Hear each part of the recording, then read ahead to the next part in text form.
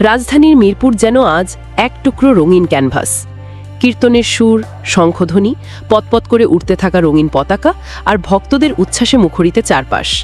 16 August শনিবার সকাল থেকেই মহাজন্মাষ্টমী 2025 উপলক্ষে মিরপুর কেন্দ্রীয় মন্দির থেকে শুরু হওয়া শোভাযাত্রা প্রদক্ষিণ করল মিরপুর 14 নম্বর, কালশী, শাহ আলী ও পাইকপাড়া এলাকা।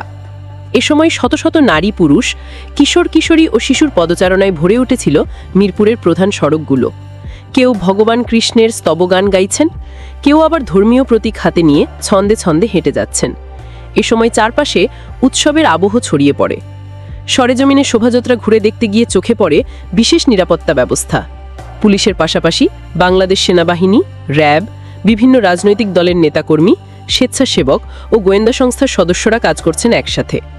এ বিষয়ে ঢাকা মেট্রোপলিটন পুলিশের মিরপুর বিভাগের উপপুলিশ কমিশনার ডিসি মাকসেদুর রহমান বলেন, অসাম্প্রদায়িক বাংলাদেশে যে কোনো ধর্মীয় অনুষ্ঠান মানে শুধু এক সম্প্রদায়ের আয়োজন নয়, এটি সামাজিক সম্প্রীতির প্রতীক।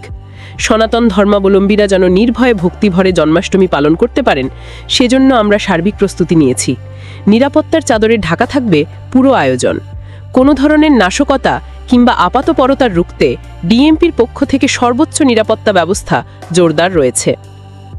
শোভাযাত্রায় অংশ নিতে আসা ঢাকা 14 আসনের সংসদ সদস্য পদপ্রার্থী বিএনপি নেতা এস.এ. সিদ্দিক সাজু বলেন, মনে হচ্ছে আমরা শুধু ধর্মীয় অনুষ্ঠানই করছি না, বরং এক ধরনের সামাজিক উৎসবের অংশ হচ্ছি। সবাই মিলে এভাবে আনন্দ ভাগাভাগি করা সত্যিই বিশেষ।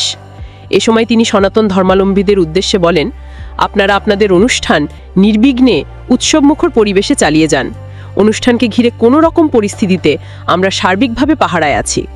এ সময় পূজা উৎসব আয়োজক কমিটির একজন শীর্ষ নেতা বলেন, আজ এখানে আমরা শুধু হিন্দু সম্প্রদায় নয়, মুসলিম প্রতিবেশীরাও আমাদের সঙ্গে হাঁটছেন।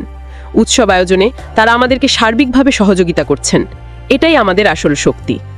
তিনি বলেন, জন্মাষ্টমী ভগবান কৃষ্ণের জন্মদিনের স্মরণ। কৃষ্ণের শিক্ষা, অন্যায়ের বিরুদ্ধে দাঁড়ানো, সত্য ও ন্যায় প্রতিষ্ঠা করা আজও সমান প্রাসঙ্গিক। ভক্তরা মনে করেন, জন্মাষ্টমী কেবল ধর্মীয় উৎসব নয়, বরং মানবতার এক চিরন্তন পাঠ। মিরপুরে ঘুরে ফিরে দেখা যায় বিভিন্ন মন্দিরে মন্দিরে কীর্তন, গীতাপাঠ, প্রসাদ বিতরণ আর আলোচনায় ভরে উঠেছে পরিবেশ। শিশুদের জন্য আয়োজন করা হয়েছে চিত্রাঙ্কন প্রতিযোগিতা এবং নাটিকা, যেখানে কৃষ্ণলীলা জীবন্ত হয়ে উঠেছে। সামাজিক ও সাংস্কৃতিক মিলন মেলা। শোভাযাত্রা ঘিরে রাস্তার দুই পাশে দাঁড়িয়েছিল অসংখ্য সাধারণ মানুষ।